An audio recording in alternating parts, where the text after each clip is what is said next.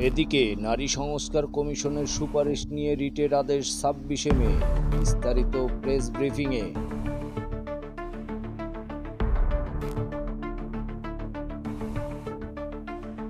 সেই প্রতিবেদনের কিছু কিছু জায়গায় বলা হয়েছে যে এই প্রতিবেদনের কিছু কিছু অংশ অন্তর্বর্তীকালীন সরকার বাস্তবায়ন করবে, কিছু কিছু অংশ রয়েছে যেগুলা পরবর্তী সরকার আসার পর তারা বাস্তবায়ন করবে।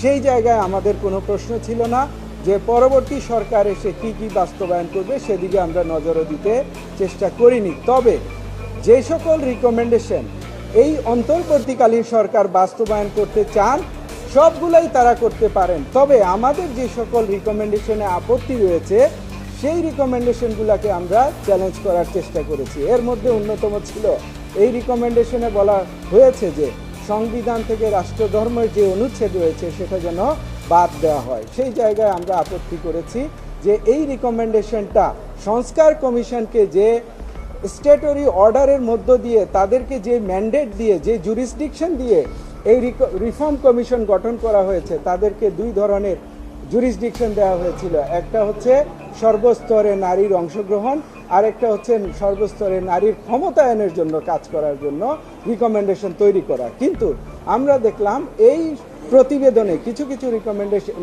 এসেছে যেটা নারীর ক্ষমতায়ন তো দূরের কথা, বরঞ্চ নারীর সংশ্লিষ্টতাই এখানে পাওয়া যায় না, এবং সর্বস্তরে যে নারীর অংশগ্রহণ কিভাবে হবে তারও কোনো সামঞ্জস্যতা এই প্রতিবেদনে পাওয়া যায় না। তার মধ্যে আরেকটা অন্যতম বিষয় ছিল যে ম্যারিটাল রেপ, অর্থাৎ স্বামী স্ত্রীর মধ্যে যদি সম্পর্ক হয়, স্ত্রী যদি ফিল করেন যে তার সাথে এটা জবরদস্তি করা হয়েছে, তাহলে তিনি স্বামীর বিরুদ্ধে রেপ মামলা করতে পারেন। সেই জায়গায় আমরা আপত্তি তুলেছি এবং কোর্টের নজরে আনার চেষ্টা করেছি যে এই বিষয়গুলো যদি বর্তমান সরকার বাস্তবায়ন করেন তাহলে এটা আমাদের ফান্ডামেন্টাল রাইটসকে ভায়োলেট করতে পারে, এবং আমরা সেই ফান্ডামেন্টাল ভায়োলেটস এর অধীনে আমরা সংক্ষুব্ধ হতে পারি। যার কারণে এই ইমপ্লিমেন্টেশনগুলো যেন না করা হয় সেই জায়গায় আমরা প্রহিবিশন চেয়েছি।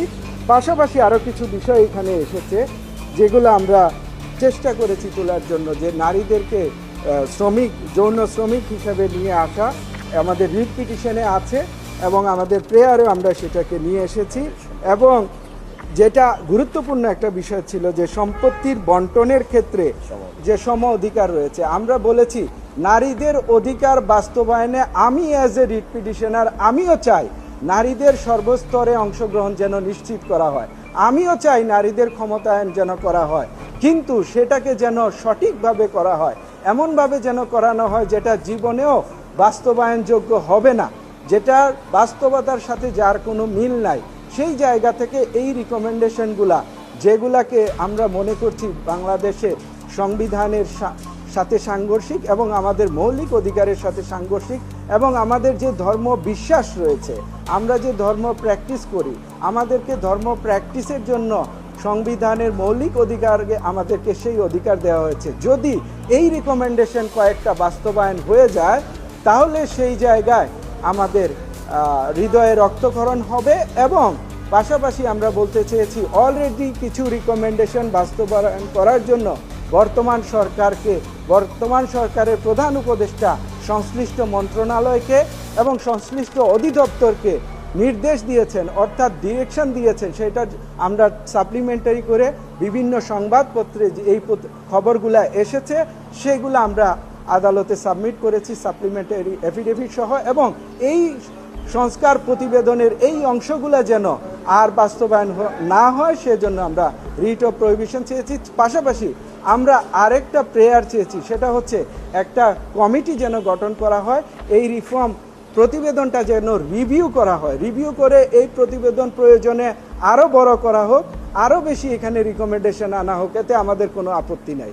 তবে এটাকে যেন বাস্তবসম্মত একটা রূপ দিয়ে একটা ভালো রিকমেন্ডেশন বা প্রতিবেদন জাতির সামনে আসে, যার মাধ্যমে সকল নারী এবং পুরুষ যারা রয়েছে আমরা সকলেই যেন এটার মাধ্যমে উপকৃত হই। আদালত আমাদের সাবমিশন শুনেছেন, অনারেবল জাস্টিস মহোদয়গণ এটা আগামী 26 তারিখে আদেশের জন্য দিন ধার্য করেছেন। আমরা আশা করছি আগামী 26 তারিখে আদেশ দেওয়া হবে এই রিট পিটিশন।